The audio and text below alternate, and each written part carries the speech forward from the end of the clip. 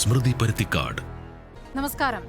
ലോകായുക്തയുടെ ചിറകരിഞ്ഞ ഭേദഗതി ബില്ലിന് രാഷ്ട്രപതി അംഗീകാരം നൽകിയത് ഗവർണർക്കേറ്റ വലിയ തിരിച്ചടിയെന്ന വിലയിരുത്തലിൽ ആയിരുന്നു സർക്കാർ. പാർട്ടി സെക്രട്ടറിയുടെയും നിയമമന്ത്രിയുടെയും പ്രതികരണത്തിന് പിന്നാലെ വാർത്താക്കുറിപ്പുമായി രാജ്ഭവൻ രംഗത്തെത്തി. ചാൻസലറുടെ അധികാരങ്ങൾ എടുത്തുകളയുന്ന 3 ബില്ലുകൾ രാഷ്ട്രപതി തടഞ്ഞുവെച്ചത് സർക്കാരിനേറ്റ തിരിച്ചടിയെന്ന് ഗവർണറും തിരിച്ചടിക്കുന്നു. ഇടയ്ക്ക് നിർത്തിവെച്ച VC നിയമനമടക്കം നടപടികളിലേക്ക് ആരിഫ് മുഹമ്മദ് ഖാൻ കടക്കുമെന്ന് സൂചന നൽകിക്കഴിഞ്ഞു. ബില്ലുകളിൽ ആരാണ് വിജയിച്ചത്?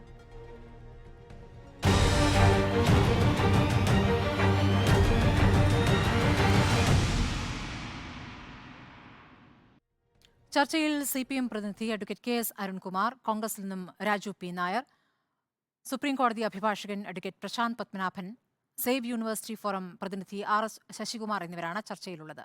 ആദ്യം ഞാൻ അരുൺകുമാറിലേക്ക് പോകുന്നു. അരുൺ, ഇന്ന് രാവിലെ നിയമമന്ത്രിയുടെയും പാർട്ടി സെക്രട്ടറിയുടെയും അടക്കം പ്രതികരണങ്ങൾ വന്നതാണല്ലോ. സർക്കാർ ഇതൊരു വലിയ നേട്ടമായി അല്ലെങ്കിൽ ഗവർണറിനേറ്റ തിരിച്ചടിയായിട്ടാണ് ലോകായുക്ത ഭേദഗതി ബില്ല് രാഷ്ട്രപതിയുടെ അംഗീകാരം ലഭിച്ച കാര്യം സർക്കാർ ആ രൂപത്തിലാണ് അതിനെ വിലയിരുത്തിയിരുന്നത്. പക്ഷെ പിന്നാലെ രാജ്ഭവനിൽ നിന്ന് വന്ന വാർത്താക്കുറിപ്പ് ഗവർണറുടെ അധികാരങ്ങൾ അല്ലെങ്കിൽ ചാൻസലറുടെ അധികാരങ്ങൾ കുറയ്ക്കുന്ന 3 ഭേദഗതികൾക്ക് രാഷ്ട്രപതി അംഗീകാരം നൽകിയിട്ടില്ല, അത് വിതൽ ചെയ്തിരിക്കുകയാണ്, അതായത് തടഞ്ഞു വെച്ചിരിക്കുന്നു. അപ്പോൾ അതിന്റെ സാങ്കത്യം അവിടെ നഷ്ടപ്പെടുകയില്ലേ? അപ്പോൾ ആർക്കാണ് വിജയം എന്നുള്ള ചോദ്യം ഉയരുന്നുണ്ട്. ഇവിടെ നിയമസഭ പാസാക്കിയ ബില്ലുകൾ കൃത്യമായി ഗവർണർക്ക് അയച്ചാൽ ഒന്നുകിൽ ആ ബില്ലുകൾക്കുമേൽ അസന്റ് കൊടുത്ത് പെട്ടെന്ന് തീരുമാനമെടുക്കണം, അല്ലെങ്കിൽ നിയമസഭയ്ക്ക് തിരിച്ചയക്കാം, അല്ലെങ്കിൽ രാഷ്ട്രപതിക്ക് അയക്കാം. ഇതായിരുന്നു ഭരണഘടന പ്രകാരം ചെയ്യാൻ കഴിയുക, ആർട്ടിക്കിൾ 200 പ്രകാരം. എന്നാൽ കേരളത്തിന്റെ ഗവർണർ മറ്റു പല സംസ്ഥാനങ്ങളിൽ BJP ഇതര സംസ്ഥാനങ്ങളിലെ ഗവർണർമാർ ചെയ്യുന്നത് പോലെ ബില്ലുകൾക്ക് മേൽ അടയിരിക്കുന്ന സാഹചര്യമുണ്ടായി. ഏകദേശം 2-2.25 വർഷം വരെ ചില ബില്ലുകൾ ഒപ്പിടാതെ സൂക്ഷിക്കുമ്പോഴും പലതവണ ആവശ്യപ്പെട്ടിട്ടും ആ ബില്ലുകൾ നിയമമാക്കാൻ തയ്യാറാതെ വന്നപ്പോഴാണ് പരമോന്നത നീതിപീഠമായ സുപ്രീം കോടതിയിൽ സമീപിക്കാൻ കേരള ഗവൺമെന്റ് തീരുമാനിച്ചത്. അന്ന് പലരും ചോദിച്ചു, ഗവർണർക്കെതിരെ സുപ്രീം കോടതി പോയ കേസ് നിൽക്കുമോ എന്ന് ചോദിക്കുന്ന സാഹചര്യമുണ്ടായി. 3 തവണ സുപ്രീം കോടതി കമന്റുകൾ പറഞ്ഞു. 1, തീ കൊണ്ട് തലചൊറിയരുത് എന്ന് പറഞ്ഞു ഗവർണറോട്. 2, ബില്ലുകൾക്കുമേൽ അടയിരിക്കുന്നവരാകരുത് ഗവർണർമാർ എന്ന് പറഞ്ഞു. 3ാമത് പറഞ്ഞു, ജനങ്ങൾ അയക്കുന്ന ജനപ്രതിനിധിയേക്കാൾ മുകളിലല്ല ഗവർണർമാർ എന്ന് മനസ്സിലാക്കണമെന്ന് പറഞ്ഞു. സുപ്രീം കോടതി സുപ്രധാനമായ നിരീക്ഷണങ്ങൾക്ക് ശേഷം കേസ് പരിഗണിച്ചതിന്റെ തലേദിവസമാണ് ഒരു ബില്ലിൽ ഒപ്പിട്ടു 7 ബില്ലുകൾ രാഷ്ട്രപതിക്ക് അയക്കുന്ന സാഹചര്യമുണ്ടായി. രാഷ്ട്രപതിക്ക് അയക്കേണ്ട ബില്ലുകൾ അത് ഏതെല്ലാം തരത്തിലുള്ള ബില്ലുകളാണ് എന്നതിനെ കുറിച്ച് കൃത്യമായിട്ട് തന്നെ ഇന്ത്യയുടെ ഭരണഘടന പറയുന്നുണ്ട്. 1, സാധാരണ ബില്ലുകൾ പാസ്സാക്കുമ്പോൾ ഇന്ത്യൻ ഭരണഘടനയ്ക്ക് എതിരായിട്ടുള്ള നിയമനിർമ്മാണം, ഭരണഘടനാ വ്യവസ്ഥയ്ക്ക് എതിരായിട്ടുള്ള നിയമനിർമ്മാണം, അതോടൊപ്പം തന്നെ പാർലമെന്റ് പാസാക്കിയ ഏതെങ്കിലും നിയമവുമായി ബന്ധപ്പെട്ടുകൊണ്ട് കോൺട്രഡിക്ടറി ആയിട്ടുള്ള നിയമം സംസ്ഥാന ഗവൺമെന്റുകൾ പാസാക്കിയാൽ, അതോടൊപ്പം തന്നെ യൂണിയൻ ലിസ്റ്റിൽപ്പെട്ട 7th ഷെഡ്യൂളിൽപ്പെട്ട യൂണിയൻ ലിസ്റ്റിൽപ്പെട്ട കാര്യങ്ങളിൽ സംസ്ഥാന ഗവൺമെന്റ് നിയമനിർമ്മാണം നടത്തിയാൽ, ഈ സാഹചര്യം ഉണ്ടെങ്കിൽ മാത്രമാണ് സംസ്ഥാന നിയമസഭ പാസാക്കിയ ബില്ലുകളിൽ ഗവർണർമാർ ഏതെങ്കിലും തരത്തിൽ വൈകിപ്പിക്കുന്ന സാഹചര്യമുള്ളത്. അപ്പോൾ ഭരണഘടനാ വിരുദ്ധമായി കേരളത്തിന്റെ ഗവർണർ പ്രവർത്തിക്കുന്ന സാഹചര്യം വന്നപ്പോഴാണ് സുപ്രീം കോടതിയെ സമീപിക്കേണ്ടി വന്നത്, നിയമ പോരാട്ടം നടത്തേണ്ടി വന്നത്. ആ സാഹചര്യത്തിൽ ലോകായുക്തയുമായി ബന്ധപ്പെട്ടുള്ള നിയമങ്ങളടക്കം 8 നിയമങ്ങൾ 8-ൽ 7 എണ്ണം രാഷ്ട്രപതിക്ക് അയക്കുന്ന സാഹചര്യം ഉണ്ടായത്. ഏതായാലും ലോകായുക്തയുമായി ബന്ധപ്പെട്ട നിയമം ഞങ്ങൾ മാസങ്ങൾ ചർച്ച ചെയ്തതാണ്. ലോകായുക്തയുടെ ചിറകരിയാൻ LDF ഗവൺമെന്റ് നേതൃത്വം കൊടുത്തു എന്ന രൂപത്തിൽ വലിയ ആരോപണവും ഉന്നയിക്കപ്പെട്ടതാണ്. എന്നാൽ ലോക്പാൽ നിയമത്തിന്റെ ചുവട് പിടിച്ചിട്ടാണ് സംസ്ഥാനങ്ങളിൽ ലോകായുക്ത നിയമം പാസാക്കേണ്ടതെന്നും, ലോകായുക്ത എന്ന് പറഞ്ഞാൽ അത് ഒരു ജുഡീഷ്യൽ ബോഡിയല്ല, ക്വാസി ജുഡീഷ്യൽ ബോഡിയല്ല, അതൊരു ഇൻവെസ്റ്റിഗേഷൻ ഏജൻസി മാത്രമാണ്. SR ബൊംബെ കേസിൽ സുപ്രീം കോടതി തന്നെ പറഞ്ഞിരിക്കുന്നത് പോലെ അന്വേഷണം നടത്താൻ മാത്രമേ അധികാരമുള്ളൂ. അന്വേഷണം നടത്താനും ശിക്ഷ റെക്കമെൻഡ് ചെയ്യാനും ശിക്ഷ വിധിക്കുവാനും അധികാരമുള്ള ഒരു ഏജൻസി അല്ല ലോകായുക്ത എന്നതുകൊണ്ട് തന്നെ അവരുടെ റെക്കമെൻഡേഷന്റെ ഭാഗമായി ഏതെങ്കിലും ജനപ്രതിനിധിയെ അസാധുവാക്കാൻ, അവരുടെ അധികാരത്തിൽ നിന്ന് ഇല്ലായ്മ ചെയ്യാൻ ഉള്ള അധികാരം ഭരണഘടനാ വിരുദ്ധമാണ് എന്നതാണ് ഏറ്റവും ഗൗരവമായി പരിശോധിച്ചത്. ഇന്ത്യയിലെ നിയമപ്രകാരം റെപ്രസെന്റേഷൻ ഓഫ് പീപ്പിൾ ആക്ട് പ്രകാരം മാത്രമേ ജനങ്ങൾ തെരഞ്ഞെടുത്ത ഒരു ജനപ്രതിനിധിയെ അയോഗ്യനാക്കാൻ അധികാരമുള്ളൂ.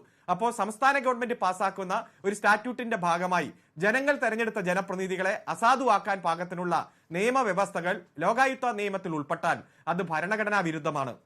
ആ ഭരണഘടനാ വിരുദ്ധമായിട്ടുള്ള നിയമത്തെ കാലോചിതമാക്കാൻ, അമെന്റ് ചെയ്യാൻ, അല്ലെങ്കിൽ അത് എടുത്തു കളയാൻ ഉള്ള ഇടപെടലാണ് സംസ്ഥാന ഗവൺമെന്റ് നടത്തിയത്. ആ സംസ്ഥാന ഗവൺമെന്റ് നടത്തിയ ഇടപെടൽ രാഷ്ട്രപതി കുറെ നാൾ അത് വൈകിപ്പിച്ചു. ഗവർണർ കുറെ നാൾ വൈകിപ്പിച്ചു, രാഷ്ട്രപതിക്ക് അയച്ചു, രാഷ്ട്രപതി അത് പരിശോധിച്ചു. ശരിക്കും കേന്ദ്രത്തിന്റെ ആഭ്യന്തര മന്ത്രാലയം അടക്കം പരിശോധിച്ചതിന്റെ ഭാഗമായിട്ട് അതിന് അസന്റ് നൽകിയിരിക്കുകയാണ്. ഏതായാലും ലോകായുക്ത നിയമവുമായി ബന്ധപ്പെട്ടുകൊണ്ട് കേരളത്തിലെ ഇടതുപക്ഷ ജനാധിപത്യ മുന്നണി നടത്തിയ നിയമ ഭേദഗതി സാധുവാണെന്ന് തെളിയിക്കപ്പെടുന്ന സാഹചര്യമാണ് വന്നത്. എന്നോട് ചോദിച്ച ചോദ്യം, അതിനുശേഷം രാജ്ഭവൻ പുറത്തിറക്കിയ പത്രക്കുറിപ്പിൽ 2-3 നിയമങ്ങൾ രാഷ്ട്രപതി തടഞ്ഞു വെച്ചിരിക്കുകയാണ് എന്ന രൂപത്തിലുള്ള ഒരു പത്രക്കുറിപ്പ് വന്നു. അത് ആധികാരികമായിട്ട് ഒരു വിവരവും സംസ്ഥാന ഗവൺമെന്റിന് കിട്ടിയിട്ടില്ല. ഏതായാലും ഈ വിഷയം പരമോന്നത നീതിപീഠത്തിൽ പെൻഡിംഗ് ആണ്. ഗവർണർ തീരുമാനമെടുക്കേണ്ട. രാജ്ഭവന്റെ വാർത്താക്കുറിപ്പിനെ അവിശ്വസിക്കുന്നുണ്ടോ? അല്ല, ഞാൻ പറഞ്ഞത് രാജ്ഭവന്റെ വാർത്താക്കുറിപ്പ് ഏതായാലും രാജ്ഭവൻ ഇറക്കി. ഗവൺമെന്റിന് അതിന്റേതായിട്ടുള്ള യാതൊരു അറിയിപ്പും കിട്ടിയിട്ടില്ല എന്നതാണ് ഞാൻ പറഞ്ഞത്. പക്ഷെ അതിൽ ഈ വിഷയം പരമോന്നത നീതിപീഠത്തിൽ കേരള ഗവൺമെന്റ് കൊടുത്ത കേസിന്റെ ഭാഗമായി പരിഗണനാ വിഷയമാണ്. ഗവർണർ ഒപ്പിടേണ്ട ബില്ല് രാഷ്ട്രപതിക്ക് അയച്ച ആ സാഹചര്യം അടക്കം ഇപ്പോൾ സുപ്രീം കോടതിയിൽ നിലനിൽക്കുന്ന കേസിൽ ചലഞ്ച് ചെയ്തിരിക്കുകയാണ്. കാരണം ഗവർണർ തീരുമാനമെടുക്കേണ്ടത് ഗവർണറാണ് തീരുമാനമെടുക്കേണ്ടത്. അത് രാഷ്ട്രപതിക്ക് അയക്കേണ്ട സാഹചര്യം പോലും ഇല്ല. അതുകൊണ്ട് നിലനിൽക്കുന്ന കേസ് സുപ്രീം കോടതി നിലനിൽക്കുന്ന കേസിലും സുപ്രീം കോടതി പറഞ്ഞിട്ടുള്ളത് അപ്പോഴാണ് ആ വിമർശനം വന്നപ്പോഴാണ് രാഷ്ട്രപതിക്ക് അയക്കുന്ന നടപടിയിലേക്ക് ഗവർണർ കടന്നത്. അതിന് ശേഷം നടന്നിരിക്കുന്ന നടപടിക്രമങ്ങൾ എന്നുള്ളത് ഇപ്പോൾ 3 കാര്യങ്ങളിൽ 3 പ്രധാനപ്പെട്ട കാര്യങ്ങൾ എന്ന് പറയുന്നത് ചാൻസലറുടെ അധികാരങ്ങൾ എടുത്തു കളയുന്ന 3 ബില്ലുകളാണല്ലോ. ആ 3 ബില്ലുകളാണ് ഇപ്പോൾ തടഞ്ഞു വെച്ചിരിക്കുന്നത്. അതൊരു വിജയമായി ഗവർണർ അല്ലെങ്കിൽ ചാൻസലർ കാണുകയാണ്. അതിന്മേൽ അടുത്ത നടപടികളിലേക്ക് കടക്കാൻ നിങ്ങൾ എന്തൊക്കെയാണോ എതിർക്കുന്നത് ആ നടപടികളിലേക്ക് കടക്കുകയുമാണ്. അപ്പോ ഗവർണർ അത് ഏത് രൂപത്തിലും കണ്ടോട്ടെ. ഗവൺമെന്റ് അതിൽ ഇടപെടാൻ തീരുമാനിച്ചത് അത് ശരിക്കും പറഞ്ഞാൽ വിദ്യാഭ്യാസ മേഖല, പ്രത്യേകിച്ച് സർവകലാശാലകളെല്ലാം സ്റ്റേറ്റ് ലിസ്റ്റിൽപ്പെട്ട കാര്യങ്ങൾ തന്നെയാണ്. എല്ലാ സ്റ്റേറ്റിലും ആര് വേണം ചാൻസലർ എന്ന് തീരുമാനിക്കുന്നത് സംസ്ഥാന നിയമസഭ തന്നെയാണ്. ഒരു കാര്യം കൂടി പറഞ്ഞ് അവസാനിപ്പിക്കാം. ഇപ്പോൾ ഗവർണർ ആകാനുള്ള യോഗ്യത എന്താണ്? ഇന്ത്യൻ പൗരനായിരിക്കണം, 35 വയസ്സ് വേണം. ഒരു വിദ്യാഭ്യാസ യോഗ്യതയും ഗവർണറെ നിശ്ചയിക്കുന്ന കാര്യത്തിൽ ഇന്ത്യയുടെ ഭരണഘടന മുന്നോട്ട് വച്ചിട്ടില്ല. ഈ ഗവർണർ തന്നെ എല്ലാ സർവകലാശാലകളുടെയും ചാൻസലർ ആകണമെന്ന് പറയുമ്പോൾ വിദ്യാഭ്യാസ യോഗ്യത ഒരു മാനദണ്ഡമല്ലാതെ ഒരൊറ്റ വിദ്യാഭ്യാസം ഒരു സ്കൂളിൽ പോലും പോയിട്ടില്ല എങ്കിൽ പോലും ഒരാൾക്ക് ചാൻസലറായിട്ട് പ്രവർത്തിക്കാൻ കഴിയും. അതുകൊണ്ട് സംസ്ഥാന ഗവൺമെന്റിന് തീരുമാനിക്കാം ആരാണ് ഏത് മേഖലയിലുള്ളവരാണ് സർവകലാശാലയുടെ ചാൻസലർ. ഗവർണറുടെ വിദ്യാഭ്യാസ യോഗ്യതയല്ലല്ലോ നിങ്ങളുടെ വിഷയം. നിങ്ങളെ സംബന്ധിച്ച് രാഷ്ട്രീയമാണ്, അപ്പുറത്തും രാഷ്ട്രീയം കളിക്കുന്നുണ്ട് എന്നുള്ള കാര്യം യാഥാർത്ഥ്യമാണ്. അപ്പോഴും രാഷ്ട്രപതി എടുത്ത തീരുമാനം തിരിച്ചടിയല്ലേ എന്നൊരു ചോദ്യമുണ്ട് അരുൺ. അതിനുള്ള മറുപടി തരൂ. ഇല്ല, ഞാൻ ഏതെങ്കിലും ഒരു ഗവർണറുടെ വിദ്യാഭ്യാസ യോഗ്യത മനസ്സിൽ വെച്ചുകൊണ്ടല്ല പറഞ്ഞത്. ഞാൻ കോമൺ ആയിട്ടാണ് പറഞ്ഞത്. വിദ്യാഭ്യാസ യോഗ്യത പോലും മാനദണ്ഡമല്ലാത്ത ഒരു പൊസിഷനാണ് ഗവർണർ. അപ്പൊ ആ ഗവർണർമാർ എല്ലാം ചാൻസലറായി പ്രവർത്തിച്ചേ പറ്റൂ എന്ന് ചാൻസലർ തന്നെ അല്ലെങ്കിൽ ഗവർണർ തന്നെ നിർബന്ധം പിടിക്കുകയാണ്. സംസ്ഥാന ഗവൺമെന്റ് സംസ്ഥാന വിഷയമാണ് എന്നതുകൊണ്ട് തന്നെ സ്റ്റേറ്റ് ലിസ്റ്റിൽ ആര് വേണം എങ്ങനെ വേണമെന്ന് തീരുമാനിക്കാൻ സംസ്ഥാന ഗവൺമെന്റുകൾക്കുണ്ട്. ആ ബില്ല് സംസ്ഥാന ഗവൺമെന്റിന്റെ നിയമസഭ പാസാക്കിയ ബില്ലിൽ ഗവർണർ തീരുമാനമെടുക്കണം. ഭേദഗതിയിലേക്ക് പോയത് ഇപ്പോൾ ആരിഫ് മുഹമ്മദ് ഖാൻ വന്ന ശേഷമാണല്ലോ. ആ ഒരു പോര് വന്നതിന് ശേഷമാണല്ലോ ഈ ഒരു നിയമ ഭേദഗതിയിലേക്ക് പോയത്. അപ്പോൾ അതുവരെ നിങ്ങൾക്ക് ആ പരാതി ഇല്ലായിരുന്നു, അതുവരെ നിങ്ങൾക്ക് വിദ്യാഭ്യാസ യോഗ്യത പ്രശ്നമല്ലായിരുന്നു. ഗവർണർ എന്നൊരു സ്ഥാനം ആവശ്യമുണ്ടോ എന്നതടക്കമുള്ള ചോദ്യങ്ങൾ ഇപ്പോൾ നിങ്ങൾ ചോദിക്കുന്നുണ്ട്. അത് രാഷ്ട്രീയ ചോദ്യമാണ്, അതിൽ തെറ്റുമില്ല. പക്ഷേ ഇതിപ്പോൾ തിരിച്ചടിയായിട്ടുണ്ടോ ഇല്ലയോ എന്നതിനൊരു ഒറ്റ വാക്കിൽ ഉത്തരം തന്നാൽ നമുക്ക് അടുത്ത അതിഥികളിലേക്ക് പോകാം. അതായത് ലോകായുക്ത നിയമം വലിയ നിയമ പോരാട്ടം നടന്നു. അതോടൊപ്പം തന്നെ ചർച്ചാ മാധ്യമങ്ങൾ പത്രമാധ്യമങ്ങളെല്ലാം മാസങ്ങൾ ചർച്ചയാക്കി ഇടതുപക്ഷ ഗവൺമെന്റിനെ അപകീർത്തിപ്പെടുത്താൻ വലിയ ആയുധമായിട്ട് ഉപയോഗിച്ചു. ആ നിയമത്തിന്റെ പിന്നിൽ 1.5 കൊല്ലം ഗവർണർ അടയിരുന്നു. രാഷ്ട്രപതിക്ക് അയച്ചു. രാഷ്ട്രപതി അത് ഒപ്പിട്ട് നിയമമായി വന്നു. അത് ഗവൺമെന്റിന് അനുകൂലമാണെന്നുള്ള ഒരു വാക്ക് നിങ്ങൾ ചോദിക്കുന്നില്ല. മറിച്ച് ഏതെങ്കിലും ഒരു ബില്ല് രാഷ്ട്രപതി തടഞ്ഞു വച്ചിട്ടുണ്ട് എന്ന് ഔദ്യോഗികമായിട്ടുള്ള വിവരം പുറത്തു വരാതെ ഗവർണറിന്റെ ഒരു പത്രക്കുറിപ്പ് കിട്ടിയപ്പോൾ അത് ഗവൺമെന്റിന് തിരിച്ചടിയായിട്ടുണ്ടോ എന്നതാണ് ചോദ്യം. എന്തു വന്നാലും ഞങ്ങൾ നിയമ പോരാട്ടം തുടരും. കൃത്യമായി സുപ്രീം കോടതിയിൽ ഈ കേസുകൾ നിലനിൽക്കുന്നുണ്ട്. ആ കേസിന്റെ മെറിറ്റ് കണ്ടുകൊണ്ട് തന്നെയാണ് സുപ്രീം കോടതി ഇടപെട്ടത്. നിങ്ങൾ SLP അമെൻഡ് ചെയ്യൂ, കാരണം ഇത്തരം കേരള ഗവർണർ ചെയ്തതുപോലുള്ള പ്രവൃത്തി മറ്റൊരു സംസ്ഥാന ഗവർണറും ഇനി ചെയ്യരുത്. അതുകൊണ്ട് നിങ്ങളുടെ SLP ഇൻഫ്രച്ചസ് ആയാലും അമെൻഡ് ചെയ്യാൻ പറഞ്ഞു. ഞങ്ങൾ അമെൻഡ് ചെയ്തു. ഞങ്ങൾ നിയമ പോരാട്ടം തുടരും. ഈ ബില്ലുകളെല്ലാം നിയമമാക്കും. അത് ജനങ്ങൾക്ക് പ്രയോജനപ്രദമാക്കുന്ന തരത്തിൽ ഈ കേരളത്തിൽ നടപ്പാക്കുക തന്നെ ചെയ്യും. തടഞ്ഞു വച്ചതിൽ എങ്ങനെയാണ് തീരുമാനം വരിക എന്നുള്ളത് അത് നിയമ വിദഗ്ധൻ തന്നെ പറയട്ടെ.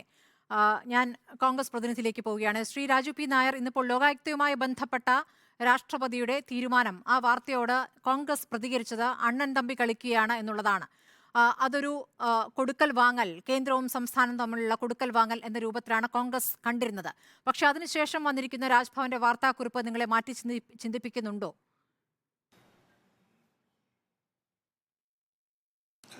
ഒരിക്കലുമില്ല സ്മൃതി. ഞാനെന്തായാലും ആദ്യമായിട്ട് ഈ ചർച്ച ആര് ജയിച്ചു എന്നുള്ളതാണ്.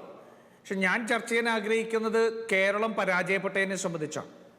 കാരണം ഈ അഴിമതിയുടെ പേരിൽ, അഴിമതി നടത്തുന്നതിന് വേണ്ടിയിട്ടുള്ള സൗകര്യം ഉണ്ടാക്കുന്നതിൻ്റെ പേരിൽ അഴിമതിയുടെ തലതൊട്ടപ്പനായ സ്വന്തം മകളും മരുമകനും ഉൾപ്പെടെ അഴിമതി നടത്തി മുങ്ങിക്കുളിച്ച് നിൽക്കുന്ന പിണറായി വിജയൻ തൻ്റെ അധികാരം സംരക്ഷിക്കുന്നതിന് വേണ്ടി കേരളത്തിലെ ജനങ്ങളെ വഞ്ചിച്ചുകൊണ്ട് നടത്തിയ ശ്രമം ഇന്ന് അദ്ദേഹത്തിന് ആ ശ്രമം നടത്തിയെടുക്കാനായി എന്നുള്ളതാണ്.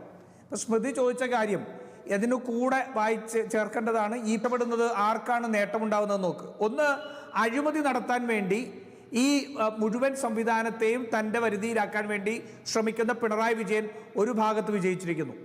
രണ്ടാമത്തെ 3 ബില്ലോടുകൂടി ചാൻസലറാക്കിയിരിക്കാൻ ഗവർണർക്ക് എല്ലാ അവകാശവും ഇപ്പോൾ തൽക്കാലം എന്തായാലും മാറേണ്ടതില്ല എന്നുള്ള ചാൻസലർക്ക് പ്രൊട്ടക്ഷനായിട്ട് ആ 3 ബില്ലുകൾ മാറ്റിവെച്ചിരിക്കുന്നു. അപ്പം വിജയിച്ചത് രണ്ടുപേരും ഗവർണറും പിണറായി വിജയനുമാണ്. ഇവർ തമ്മിൽ എന്തുകൊണ്ട് ഈ രണ്ടുപേരും വിജയിച്ചു എന്നുള്ളതാണ് പ്രതിപക്ഷ നേതാവ് അണ്ണൻ തമ്പി എന്ന് പറഞ്ഞ പ്രയോഗം പ്രസക്തമാകുന്നത്. ഈ രണ്ടുപേരെ വിജയിപ്പിക്കാൻ വേണ്ടി നടത്തിയ നാടകങ്ങളും അന്തർധാരകളുമാണ് ഈ തീരുമാനത്തിലേക്ക് എത്തിയിരിക്കുന്നത്. രാഷ്ട്രപതി ഭവനെ ആരാണ് നിയന്ത്രിക്കുന്നതെന്ന് വളരെ വ്യക്തമായിട്ട് നമുക്കറിയാം. അപ്പൊ BJPയും CPM-ഉം വളരെ കൃത്യമായി ഈ രണ്ടുപേരുടെയും അധികാരങ്ങൾ നിലനിർത്തുന്നതിന് വേണ്ടി സഹായം ചെയ്തു കൊടുത്തു എന്നുള്ളതാണ്. അതിന് ഏറ്റവും വലിയ ഉദാഹരണം എന്നറിയോ? ഈ പറയുന്ന ലോകായുക്ത ബില്ല് എന്നാണ് ഒപ്പിട്ടത്? ഫെബ്രുവരി 9 ഈ ലോകായുക്ത ബില്ല് ഒപ്പിട്ടു രാഷ്ട്രപതി. എന്തുകൊണ്ട് ഗവർണറുടെ ഓഫീസ് ഈ വിവരം നേരത്തെ കേരളത്തിലെ ജനങ്ങളോട് പറഞ്ഞില്ല? ഇത്രമാത്രം വലിയ കോളിളമുണ്ടാക്കിയ ലോകായുക്തയെ സംബന്ധിച്ച് വലിയ തർക്കങ്ങളുണ്ടായ, നിയമ പോരാട്ടങ്ങളുണ്ടായ, നിയമപ്രശ്നങ്ങളുണ്ടായ, ആരോപണങ്ങളുണ്ടായ വിഷയമല്ലേ? ഫെബ്രുവരി 9 ഇത് ഒപ്പിട്ടതിന് ശേഷം എന്തുകൊണ്ട് കേരളത്തോട് ഏകദേശം 1 മാസത്തോളം, കുറച്ച് ദിവസം കൂടി കഴിഞ്ഞ 1 മാസമാവും, ഏകദേശം 3 ആഴ്ച എന്നെടുക്കൂ, ഈ 3 ആഴ്ച എന്തുകൊണ്ട് മറച്ചു വെച്ചു? ഇത് മാധ്യമങ്ങളല്ലേ പുറത്തേക്ക് കൊണ്ടുവന്നത്. ആ മാധ്യമങ്ങൾ ഇത് പുറത്തു കൊണ്ടുവരുമ്പോഴാണ് ഞാൻ കള്ളനെ പിടിച്ച, അല്ലെങ്കിൽ ഞാനും കൂടി രക്ഷപ്പെട്ടേ എന്ന് പറയാൻ വേണ്ടി ഗവർണർ ഈ 3 ബില്ലിന്റെ കാര്യം പറയുന്നത് വിത്തൽഡ് ചെയ്തിരിക്കുന്നു. അപ്പൊ കൃത്യമായിട്ട് കേരളത്തിലെ ജനങ്ങളെ മുഴുവൻ വഞ്ചിച്ചുകൊണ്ട് ഈ 2 കള്ളന്മാർ, രണ്ടുപേരും കള്ളന്മാരാണ്, ഒരു സംശയവും വേണ്ട. ആ 2 കള്ളത്തരത്തിന്റെ തലവന്മാർ മേശയ്ക്ക് അടിയിലിരുന്ന് ഉണ്ടാക്കിയ ധാരണ അത് BJP കേരളത്തിൽ നടത്തിക്കൊടുത്തിരിക്കുന്നു.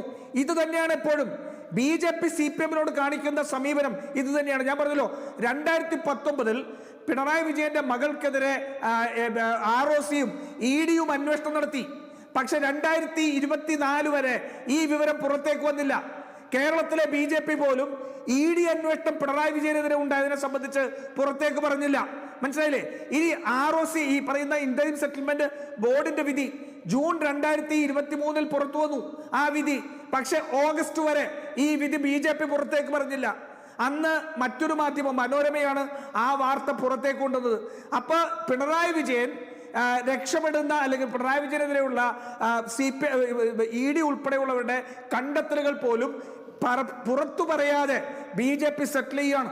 വളരെ നഗ്നമായ രീതിയിൽ BJP CPM കൂടി സെറ്റിൽമെന്റ് നടത്തി കേരളത്തിലെ ജനങ്ങൾ വഞ്ചിച്ച കഥയാണ് ഈ 4 ബില്ലുകളുടെ കഥ. അതിൽ പിണറായി വിജയൻ രക്ഷപ്പെടുന്ന ഒരു വശത്ത്, മറുവശത്ത് വൈസ് ചാൻസലർ പദവി ഗവർണർ ഉറപ്പിക്കുന്നു. ഇതാണ് സംഭവിച്ചിരിക്കുന്നത്. ഇനി ഒന്ന് ആലോചിച്ച് നോക്കൂ, ഈ ലോകായുക്ത ബില്ല് എന്താണ്? സാധാരണ ജനങ്ങൾക്ക് ഈ സർക്കാരിന്റെ അഴിമതിയെ സംബന്ധിച്ച് സമീപിക്കാൻ കഴിയുന്ന ഒന്ന്. അവിടെ ഇന്നത്തെ സാഹചര്യത്തിൽ ഈ പറയുന്ന നമ്മുടെ മാസപ്പടി വിവാദം കത്തി നിൽക്കുകയാണല്ലോ. ആ മാസപ്പടി വിഭാഗത്തിലുള്ള ഒരു സാധാരണ മനുഷ്യൻ ലോകായുക്തയിൽ കൊണ്ടൊരു പരാതി കൊടുത്താൽ ആ മുഖ്യമന്ത്രിയെ അന്വേഷിക്കണമെങ്കിൽ നിയമസഭയുടെ തീരുമാനം വേണം. ആ നിയമസഭയുടെ തീരുമാനം എന്തെങ്കിലും ഈ പറയുന്ന ഭരണപക്ഷത്തിനെതിരായിട്ട് എടുക്കുന്ന സാഹചര്യം ഉണ്ടാവുമോ? പ്രത്യേകിച്ച് CPM-ൽ മുഖ്യമന്ത്രിയുടെ നേതാവിന്റെ മകളെ ന്യായീകരിക്കാൻ വേണ്ടി CPM-ന്റെ സംസ്ഥാന സെക്രട്ടേറിയറ്റ് കൂടി പ്രസ്താവന ഇറക്കുന്ന കാലമാണ്. അതിനകത്ത് ഒരാൾ പോലും ഉയർന്നു നിന്നുകൊണ്ട് സഖാവേ നിങ്ങളുടെ മകളുടെ പേര് എങ്ങനെ ഇതിൽ വന്നു, എങ്ങനെ നിങ്ങൾ പണം മേടിച്ചു, എങ്ങനെ ഈ ഇത്രയും പാരമ്പര്യമുള്ള AKG സെന്ററിന്റെ പേര് വെച്ചുകൊണ്ട് ഒരു തട്ടിപ്പ് കമ്പനി നിങ്ങൾ ഉണ്ടാക്കി എന്ന് പറയാൻ ആർജവമില്ലാത്ത ഈ അടിമകളുടെ കൂട്ടത്തിന്റെ ഒരു പാർട്ടിയായി CPM മാറി. ആ കാലത്ത് പിണറായി വിജയനെതിരെ അന്വേഷണം നടത്താൻ അഴിമതിയെ സംബന്ധിച്ച് ആരോപണം ഉന്നയിക്കാനുള്ള ഒരു ഫോറം അടച്ചു വെച്ചു. എനിക്ക് പറയാനുള്ളത് ആത്മാഭിമാനം അല്പമെങ്കിലുണ്ടെങ്കിൽ ഈ പറയുന്ന ജഡ്ജിമാർ ഈ സഹായിക്കുന്ന തീരുമാനം രാഷ്ട്രപതി ഭവനിൽ നിന്ന് ഉണ്ടായിരിക്കുന്നു എന്നുള്ളതാണ് കോൺഗ്രസിന്റെ വാദം. അടുത്ത 2 അതിഥികളിലേക്കും വരാം. ശ്രീ പ്രശാന്ത് പത്മനാഭൻ, ഒപ്പം തന്നെ ശ്രീ ശശികുമാർ ഇടവേളയ്ക്ക് ശേഷം. ചർച്ചയിലേക്ക് ശ്രീ RS ശശികുമാർ, നിങ്ങളെ സംബന്ധിച്ച് ഒരേ സമയം സന്തോഷവും നിരാശയും ഉണ്ടാക്കുന്ന തീരുമാനങ്ങളാണോ രാഷ്ട്രപതിയുടെ ഭാഗത്തുണ്ടായിരിക്കുന്നത്? ഇപ്പോൾ ലോകായുക്തയുമായി ബന്ധപ്പെട്ട് ഇപ്പോൾ അഴിമതി കുറ്റം തെളിഞ്ഞാലും മുഖ്യമന്ത്രിയും മന്ത്രിമാരും രാജിവെക്കേണ്ടതില്ല. ഇനി അപ്പുറത്ത് ഗവർണറുടെ അധികാരങ്ങൾ കുറയ്ക്കാൻ നടത്തിയ ശ്രമങ്ങൾ അതവിടെ പരാജയപ്പെടുകയും ചെയ്തിരിക്കുന്നു. എന്താണ് പ്രതികരണം? ഈ നമ്മുടെ ലോകായുക്ത ബില്ല് രാഷ്ട്രപതി അംഗീകാരം നൽകാൻ തീരുമാനിച്ചതായിട്ടൊരു വാർത്ത കണ്ടു. അതോടൊപ്പം തന്നെ നമ്മുടെ ഒരു മന്ത്രിയുടെ ഒരു പ്രസ്താവന ഉണ്ട്, ഗവർണർക്ക് തിരിച്ചടിയാണ്. അതേപോലെ തന്നെ ഗവൺമെൻറ് നിയമസഭ വളരെ കാര്യക്ഷമമായി ചർച്ച ചെയ്ത് പാസ്സാക്കിയ നിയമത്തിനെയാണ് ഗവർണർ താമസിപ്പിച്ചതെന്ന് പറയുന്നു. വാസ്തവത്തിൽ ഞാൻ കാണുന്നത് ഗവർണർക്കല്ല തിരിച്ചടി. ഈ നിയമം ഇവിടെ നടപ്പിലാകുന്നതോടുകൂടി ജനങ്ങൾക്കാണ് തിരിച്ചടി കിട്ടിയിരിക്കുന്നത്. നമ്മുടെ സാധാരണക്കാരന് അഴിമതിക്കെതിരെ, തൻ്റെ ആവശ്യത്തിന് വേണ്ടി സർക്കാരിൻ്റെ കാണിക്കുന്ന അഴിമതിക്കെതിരെ യാതൊരു ചെലവും കൂടാതെ നേരിട്ട് കോടതിയിൽ ചെന്ന് വാദിക്കാൻ കഴിയുന്ന ഒരു വേദിയാണ് ലോകായുക്ത. 1999 ആ നിയമം നടപ്പിലാക്കിയപ്പോൾ അഴിമതിക്കും സ്വജനപക്ഷപാതത്തിനെതിരെ, അധികാര ദുർവിനിയോഗത്തിനെതിരെ ആർക്കും സമീപിക്കാമെന്നുള്ളൊരു സ്ഥാപനമാണ് ലോകായുക്ത. 99 ആ നിയമം പാസ്സാക്കിയപ്പോൾ ഇവിടെ ലോക്പാൽ നിയമമെല്ലാം ഉണ്ട്. ലോക്പാൽ നിയമമെല്ലാം നിലനിൽക്കുമ്പോൾ തന്നെയാണ് നമുക്ക് വളരെ കടുകെട്ടിയായിട്ടുള്ള നിയമം വേണമെന്ന് പറഞ്ഞത് അന്നത്തെ CPM സെക്രട്ടറി ആയിരുന്ന പിണറായി വിജയനാണ്. അന്ന് മുഖ്യമന്ത്രി നായനാരായിരുന്നു. നമ്മുടെ ലോകായുക്ത നിയമം മറ്റ് സംസ്ഥാനം നായനാർ സർക്കാരാണ് കൊണ്ടുവരുന്നത്. അന്ന് പ്രതിപക്ഷവും ഭരണകക്ഷിയും ഒന്നിച്ച് യോജിച്ചാണ് തീരുമാനിച്ചത്. മുഖ്യമന്ത്രി പറഞ്ഞ, നമ്മുടെ പിണറായി വിജയൻ പറഞ്ഞ എന്തായി അടുത്ത കാലത്ത്, കേരളത്തിന് അഭിമാനമാണ് ലോകായുക്ത. ഇത് കുരയ്ക്കുക മാത്രമല്ല കടിക്കുകയാണ്. പക്ഷേ സ്വന്തമായിട്ട് കടിയേറ്റുമെന്ന് കണ്ടപ്പോഴാണ് നിയമം മാറ്റിയത്. അല്ലാതെ എന്തിനാണ് ഈ ലോകായുക്ത നിയമം മാറ്റിയത്? 99 കൊണ്ടുവന്ന നിയമം അപ്പോൾ അപ്പലേറ്റ് അതോറിറ്റി ഇല്ലാത്തതിൻ്റെ പേരിൽ മാറ്റുകയാണെങ്കിൽ അപ്പലേറ്റ് അതോറിറ്റി ആരാകണം? ഇത് ക്വാസി ജുഡീഷ്യൽ അധികാരമുള്ള ഒരു ബോഡിയാണ് ലോകായുക്ത. ആ ക്വാസി ജുഡീഷ്യൽ അധികാരമുണ്ട്, സിവിൽ കോടതിയുടെ റൈറ്റ്സ് ഉണ്ട്. അപ്പോൾ അങ്ങനെയുള്ള ഒരു ട്രയൽ കോർട്ടിൻ്റെ ഒരു വിധിന്യായം വന്നാൽ ആ വിധിന്യായത്തിൻ്റെ പുറത്ത് ആരെങ്കിലും അയോഗ്യത കൽപ്പിച്ചാൽ അപ്പലേറ്റ് അതോറിറ്റി വേണമെങ്കിൽ അപ്പലേറ്റ് അതോറിറ്റി ആകട്ടെ. അത് ആരാകേണ്ടത്? അപ്പലേറ്റ് അതോറിറ്റി ഹൈക്കോടതി ആകണം, അല്ലെങ്കിൽ ഡിവിഷൻ ബെഞ്ചാകണം. അതിന് പകരം ഞാൻ അഴിമതി കാണിച്ചാൽ, എൻ്റെ മന്ത്രി അഴിമതി കാണിച്ചാൽ ഞാനതിൽ തീർപ്പ് കൽപ്പിക്കുമെന്ന് മുഖ്യമന്ത്രി പറഞ്ഞാൽ, മുഖ്യമന്ത്രി അഴിമതി കാണിച്ചാൽ എനിക്ക് മെജോറിറ്റിയുള്ള നിയമസഭ ചെയ്യുമെന്ന് പറയാൻ മോക്കറിയല്ലേ ഇത്? ഇതിനേക്കാളും ഈ ലോകായുക്ത ഇല്ലാതിരിക്കുന്നതല്ലേ നല്ലത്? അപ്പോൾ സുപ്രീം കോടതിയെ പല ആവർത്തി പറഞ്ഞിട്ടുണ്ട്, ജുഡീഷ്യറിയുടെ അപ്പെക്സ് ബോഡി ജുഡീഷ്യറി ആയിരിക്കും. നിരവധി സുപ്രീം കോടതി വിധികളുണ്ട്. അപ്പോൾ ലോക്പാലിലാകട്ടെ, കേരളത്തിനൊരു വലിയ നിയമമുണ്ട്. നമ്മൾ അഴിമതിക്കൊക്കെ അതീതരാണ്, അഴിമതി നടക്കാൻ പാടില്ല. അപ്പോൾ അങ്ങനെ ഒരു നിയമം വന്നപ്പോൾ ആ നിയമത്തിനെ അട്ടിമറിച്ചത് പിണറായി വിജയന് വേണ്ടി മാത്രമാണ്. ജലീലിനുണ്ടായ അനുഭവം തനിക്കുണ്ടാവരുതെന്ന് കരുതി തിരക്കിട്ട് ഒരു നിയമം പാസ്സാക്കിയപ്പോൾ ജനങ്ങളോടൊപ്പം ഗവർണർ നിന്നു. ഞാൻ ഗവർണറെ അഭിനന്ദിക്കുകയാണ്. ഗവർണർ ആ കാര്യം രാഷ്ട്രപതി അറിയിക്കുന്നു. രാഷ്ട്രപതി രാഷ്ട്രപതി ഒപ്പിട്ടു എന്നുള്ളതാണല്ലോ വാർത്ത. രാഷ്ട്രപതിയുടെ ആ നടപടി എങ്ങനെയാണ് കാണുന്നത്? തീർച്ചയായിട്ടും രാഷ്ട്രപതി നിയമസഭ പാസ്സാക്കിയ നിയമം നിങ്ങൾ പാസ്സാക്കി കൊടുക്കാൻ പറഞ്ഞു. തീർച്ചയായിട്ടും അത് നിയമപരമായി ശരിയാണോ തെറ്റാണോ എന്ന് പരിശോധിക്കാൻ നമ്മൾക്കോട് അറിയാം. തീർച്ചയായിട്ടും ഞാനിപ്പോൾ അറിയിക്കുന്നു, ഇത് ഈ ആക്ട് ഗവർണർ എന്തായാലും ഒപ്പിടും. ഗവർണർ അംഗീകരിച്ചു കഴിഞ്ഞാൽ ഈ നിയമം, ഈ അമെൻമെൻറ്റ് തീർച്ചയായിട്ടും കോടതി ചോദ്യം ചെയ്യുന്നുള്ള കാര്യത്തിൽ സംശയം വേണ്ട. കാരണം സുപ്രീം കോടതിയുടെ വിധിയുടെ വയലേഷനാണ്. ഇത് കോൺസ്റ്റിറ്റ്യൂഷ്യൽ ബോഡിയാണ്. അതല്ലാതെ വെറുതെ ഒരു എൻക്വയറി കമ്മിറ്റി അല്ല. അവർക്ക് അപ്പലേറ്റ് അതോറിറ്റി വയ്ക്കട്ടെ, സുപ്രീം കോടതി ഹൈക്കോടതി വയ്ക്കട്ടെ. മുഖ്യമന്ത്രിയുടെ അഴിമതി കണ്ടുപിടിക്കാൻ ലോകായുക്ത എന്ന് പറഞ്ഞാൽ ഇത് കേരളത്തിലെ ജനങ്ങളെ വഞ്ചിക്കുന്നതിന് തുല്യമാണ്. അതൊന്ന്. രണ്ട്, ഇപ്പോൾ വന്നേക്കുന്ന യൂണിവേഴ്സിറ്റി നിയമം എന്തിന് ഭേദഗതി ചെയ്യുന്നു? 1937 മുതൽ കേരളത്തിൽ നിലനിൽക്കുന്ന ചാൻസലർ എന്ന് പറയുന്നത് ഗവർണറാണ്. ചാൻസലർ സർവകലാശാല ഭരിക്കുമെന്ന് പറയുമ്പോൾ ഗവർണർക്ക് വിവരമില്ല, മുഖ്യമന്ത്രിക്ക് അല്ലെങ്കിൽ മന്ത്രിക്കാണ് വിവരമെന്ന് പറഞ്ഞാൽ നമ്മളൊരു സ്ഥാനത്തൊരാളിനെ ഇരുത്തിയാൽ, എന്തായാലും ബിന്ദുവും ശിവൻകുട്ടിയൊക്കെ വിദ്യാഭ്യാസ മന്ത്രിമാരാണല്ലോ, ഇവരുടെ വിവരത്തെക്കുറിച്ചൊക്കെ നമുക്കറിയാമല്ലോ. അപ്പോൾ അത് ഭരണഘടനാ സ്ഥാപനമാണ്. നമ്മൾ ശിവൻകുട്ടിയെ വിദ്യാഭ്യാസ മന്ത്രിയെ ബഹുമാനിക്കുന്നു. ഗവർണർ എന്ന് പറഞ്ഞാൽ ഭരണഘടനാ സ്ഥാപനമാണ്. ആ ഭരണഘടനാ സ്ഥാപനം ഗവർണർ ചാൻസലർ ആയിരിക്കണമെന്ന് തീരുമാനിച്ചത് മുമ്പിരുന്നവരെല്ലാവരും വിഡ്ഢികളായതുകൊണ്ടല്ല. ഇവിടെ സർവകലാശാലയിൽ തോന്നിയതുപോലെ ഇവർക്ക് വൈസ് ചാൻസലർമാരെ നിയമിക്കണം. വൈസ് ചാൻസലർമാരെ നിയമിച്ചെങ്കിലേ മന്ത്രിമാരെ, MLA മാരെ, ഭാര്യമാരെ, പ്രൊഫസർമാരായിട്ട് നിയമിക്കാനൊക്കെ ഉള്ളൂ. വെറും രാഷ്ട്രീയ താല്പര്യത്തിൻ്റെ അടിസ്ഥാനത്തിലാണ് ഈ നിയമം മാറ്റിയപ്പോൾ ഞങ്ങൾ അതിനെതിരെ പ്രതികരിച്ചു. കേരളത്തിലെ സർവകലാശാലയിൽ ചാൻസലർ മാറാൻ പാടില്ല, ഗവർണർ ആയിരിക്കണം. സർവകലാശാല ക്വാളിറ്റിയുള്ള വൈസ് ചാൻസലർമാർ വരണം. പക്ഷേ പാർട്ടി സഹാക്കന്മാരെ വൈസ് ചാൻസലറാക്കാൻ വേണ്ടിയാണ് ഈ നിയമം ഭേദഗതിയെങ്കിൽ ആ നിയമം രാഷ്ട്രപതി വിദ്യയുടെയാൻ തീരുമാനിച്ചെങ്കിൽ ഞങ്ങൾ അതിനെ സ്വാഗതം ചെയ്യുകയാണ്. തീർച്ചയായിട്ടും ഇപ്പോൾ ഗവർണർക്ക് പരമാധികാരമുണ്ട്. ഗവർണർ നിഷ്പക്ഷമായി, ഞാനിത് പറയുമ്പോൾ നിഷ്പക്ഷമായി എന്ന് പറയാൻ കാരണം സർവകലാശാലയിൽ രാഷ്ട്രീയം പാടില്ല, അത് ചുവപ്പുവൽക്കരണവും പാടില്ല, കാവ്യവൽക്കരണവും പാടില്ല, ത്രിവർണ്ണവൽക്കരണവും പാടില്ല. നിഷ്പക്ഷമായി ക്വാളിറ്റിയുള്ളവരെ വൈസ് ചാൻസലറെ നിയമിക്കാൻ ഗവർണർ തയ്യാറാകുകയാണെങ്കിൽ തീർച്ചയായിട്ടും സേവ് യൂണിവേഴ്സിറ്റി ക്യാമ്പയിൻ കമ്മിറ്റി ഗവർണറോട് നിൽക്കും. രാഷ്ട്രീയമില്ലാതെയാണ് ഈ കാര്യങ്ങൾ ഇടപെടുന്നത് എന്ന് താങ്കൾക്ക് ഉറപ്പുണ്ടോ? ഇടപെടണമെന്നാണ് ഞാൻ പറയുന്നത്. അങ്ങനെയാണെങ്കിൽ ഞങ്ങൾ ചോദ്യം ചെയ്തിരിക്കും. അല്ല, സിൻഡിക്കേറ്റിലേക്ക് BJP അനുഭാവികളെ അല്ലെങ്കിൽ ABVP പ്രവർത്തകരെ അടക്കം ഉൾപ്പെടുത്തിയിട്ടുള്ള കാര്യം നേരത്തെ വാർത്ത വന്നതാണല്ലോ. ആ ഘട്ടത്തിലൊന്നും നിങ്ങൾക്ക് എതിർപ്പില്ലായിരുന്നു, അതുകൊണ്ടാണ് ചോദിച്ചത്. ഇല്ല, എതിർപ്പില്ല. കാരണം സിൻഡിക്കേറ്റിലേക്കും സെനറ്റിലേക്കും പ്രതിനിധികളെ തിരഞ്ഞെടുക്കുന്നത് പൊളിറ്റിക്കലാണ്. മുൻകാലങ്ങളിലെ സിൻഡിക്കേറ്റ് കോൺഗ്രസ്, UDF, LDF ഇരിക്കുമ്പോഴത്തേക്കും അവരുടെ ആൾക്കാരെയാണ് സിൻഡിക്കേറ്റിലും സെനറ്റിലും തീരുമാനിക്കുന്നത്. ഇവിടെ തന്നെ നമ്മുടെ കേരള സർവകലാശാല സിൻഡിക്കേറ്റിലേക്ക് 6 വിദ്യാഭ്യാസം 3 പേരെ എടുത്തു. ഞാൻ അവരുടെ പേരുകൾ പറയുന്നില്ല. 51 ക്രിമിനൽ കേസിൽ പ്രതികളാണ്, വിദ്യാഭ്യാസ വിചക്ഷണരാണ്. അത് CPM-ൻ്റെ താല്പര്യമാണ്. അതുപോലെ ചാൻസലറുടെ നോമിനി എടുക്കേണ്ടത് ഗവൺമെൻറ് അല്ല, ചാൻസലറാണ്. ചാൻസലർ ചിലപ്പോൾ അദ്ദേഹത്തിൻ്റെ പാർട്ടിക്കാരെടുത്തിരിക്കും.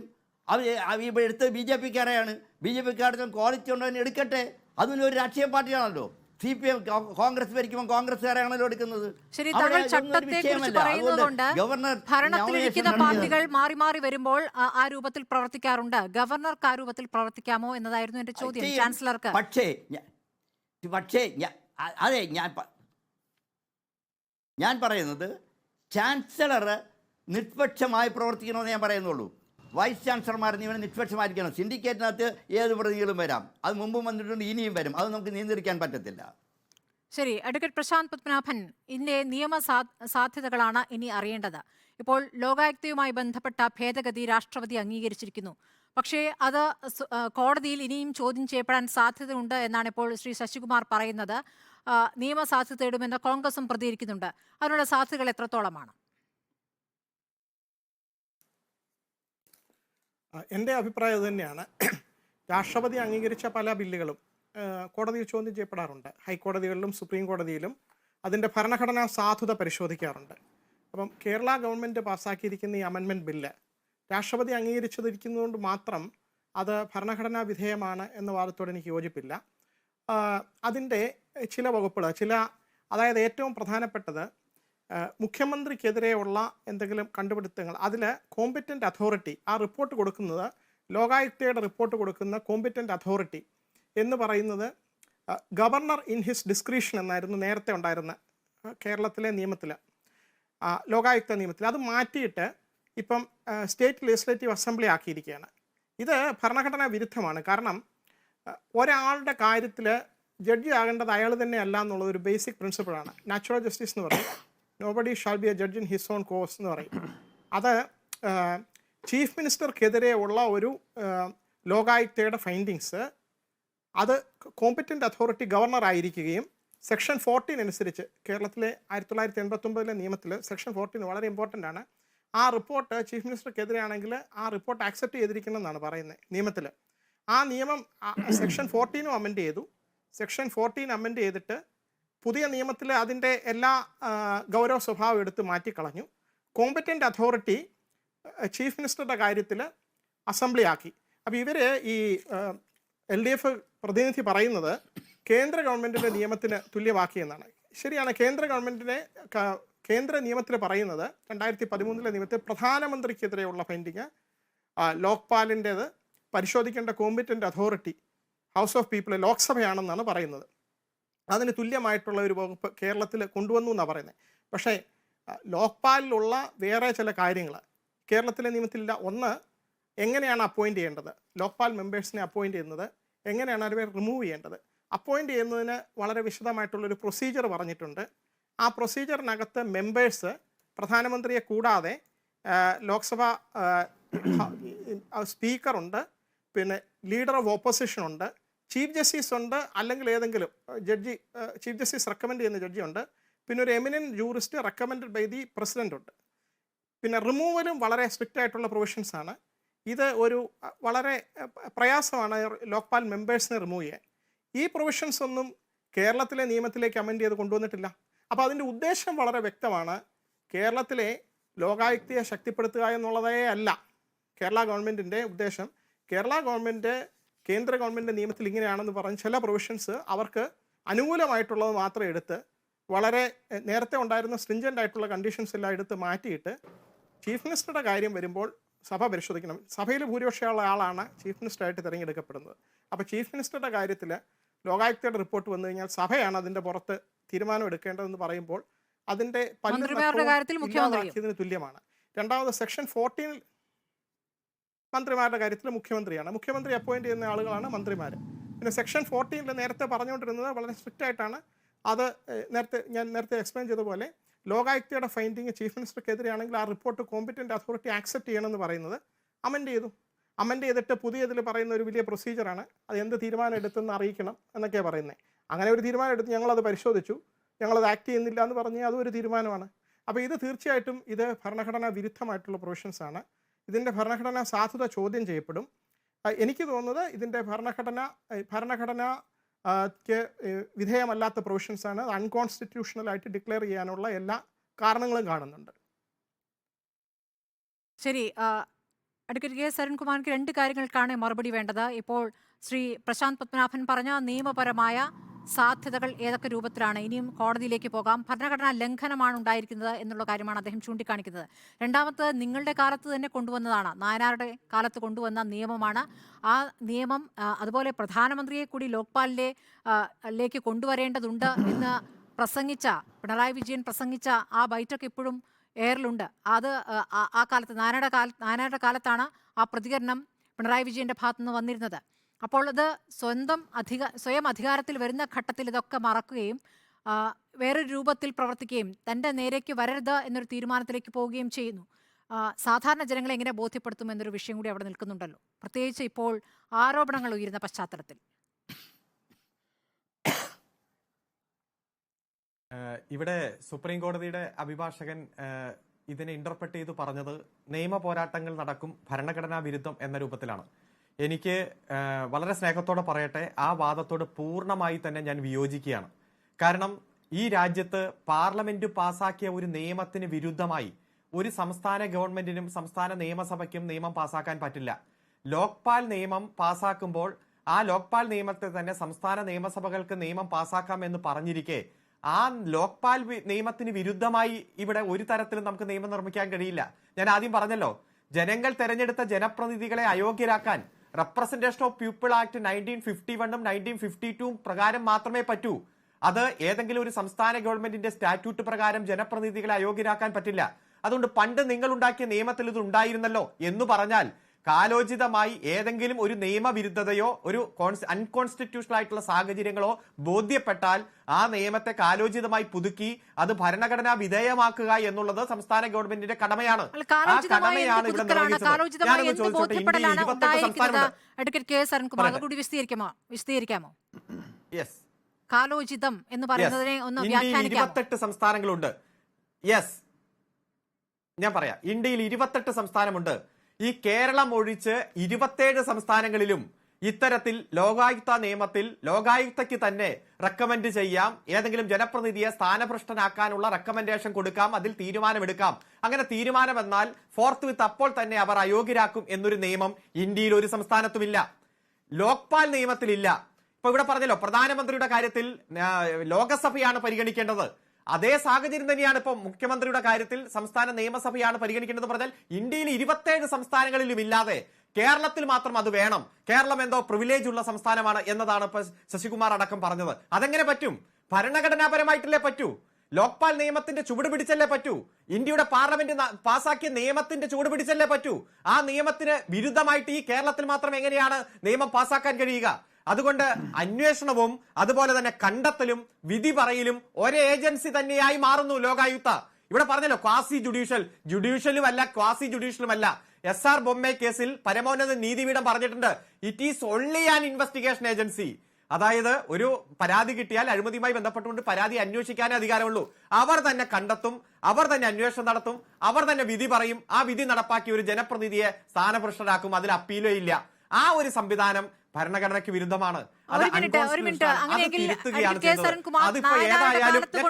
ഭേദഗതി നിയമനിർമ്മാണം ഒന്ന് വിശദീകരിക്കൂ. നയനാർ സർക്കാരിന്റെ കാലത്തുണ്ടായിട്ടുള്ള നിയമനിർമ്മാണത്തിൽ സെക്ഷൻ 12 ക്ലോസ് 3 അനുസരിച്ച് ഒരു റിപ്പോർട്ട് അങ്ങ് കൊടുക്കാം. ആ റിപ്പോർട്ട് കിട്ടിക്കഴിഞ്ഞാൽ സെക്ഷൻ 14 പ്രകാരം ആക്ട് ചെയ്യണം. അതനുസരിച്ച് ചില ഉത്തരവാദിത്തപ്പെട്ട സ്ഥാനത്തിരിക്കുന്നവർ സ്ഥാനഭ്രഷ്ടരാക്കുന്ന സാഹചര്യം വരും. അതാണ് കേന്ദ്ര നിയമത്തിന് വിരുദ്ധമാണെന്നും മറ്റൊരു സംസ്ഥാനങ്ങളിലും ഇല്ലാത്ത നിയമമാണെന്നും ആ നിയമത്തിൽ ഉണ്ടായിട്ടുള്ള ചെറിയ കുറവ് പരിഹരിക്കുകയാണ് ചെയ്തത് എന്ന് പറഞ്ഞത്. ഒറ്റ മിനിറ്റ്, ഇവിടെ അണ്ണൻ തമ്പി എന്നെല്ലാം എനിക്ക് മനസ്സിലായില്ല. നിങ്ങൾ തന്നെ കൊണ്ടുവന്ന വിപ്ലവകരമായ ഒരു തീരുമാനത്തിൽ കുറവുകൾ നിങ്ങൾ ഏത് ഘട്ടത്തിലാണ് കണ്ടെത്തുന്നത്, ഏത് സമയത്താണ് കണ്ടെത്തുന്നത്? ആ കുറവുകൾ ഗവർണർ ഇവിടെ ഇത്തരത്തിൽ ആക്ട് ചെയ്ത് ഗവർണർ മുന്നോട്ട് പോകുമ്പോൾ ഇപ്പൊ ആദ്യം സൂചിപ്പിച്ചതുപോലെ കെ.ടി. ജലീലുമായി ബന്ധപ്പെട്ടുള്ള കേസെല്ലാം വന്നു. ആ കേസ് വരുമ്പോഴും ഇവിടെ ചർച്ചയായി മാറിയത് കെ.ടി. ജലീലിനെ കൃത്യമായിട്ട് അദ്ദേഹത്തെ ഡിഫെൻഡ് ചെയ്യാൻ ഒരു അവകാശം കിട്ടിയില്ല. അതുപോലെ തന്നെ അദ്ദേഹത്തിന് നോട്ടീസ് കൊടുക്കുന്ന പ്രക്രിയ എല്ലാം ഉണ്ടായത് ഏറ്റവും അവസാനം ഇത്തരത്തിലൊരു ഫൈൻഡിങ് എത്തുന്ന സമയത്താണ് നോട്ടീസ് കൊടുക്കുന്ന സാഹചര്യം ഉണ്ടായത്. ഒരു അപ്പീൽ പ്രൊവിഷൻ ആ നിയമവുമായി ബന്ധപ്പെട്ടുകൊണ്ടുണ്ടായില്ല. അന്ന് മുതൽ ഈ കേരളത്തിൽ ഈ നിയമത്തിന്റെ സാധുതയും ഈ നിയമത്തിലെ ചില സെക്ഷനുമായി ബന്ധപ്പെട്ടുകൊണ്ട് സംശയങ്ങൾ ഉന്നയിക്കപ്പെട്ടു, നിരവധി ചർച്ചകൾ സംഘടിപ്പിക്കപ്പെട്ടു. അതുപോലെ അഭിഭാഷകരടക്കം മന്ത്രിക്ക് മാറി നിൽക്കേണ്ടി വന്ന സാഹചര്യം, അത് നമ്മളെ പ്രതികൂലമായി ബാധിക്കുമെന്ന ഘട്ടം വന്നപ്പോഴാണ് നിങ്ങൾ അതിലൊരു പുനരാലോചന നടത്തിയത്. അതല്ലേ സത്യം? അതെങ്ങനെയാണ് ജനങ്ങളോട് വിശദീകരിക്കുക? അൺകോൺസ്റ്റിറ്റ്യൂഷണൽ ആയിട്ടുള്ള അല്ല, ജനങ്ങളോട് വിശദീകരിക്കാലോ.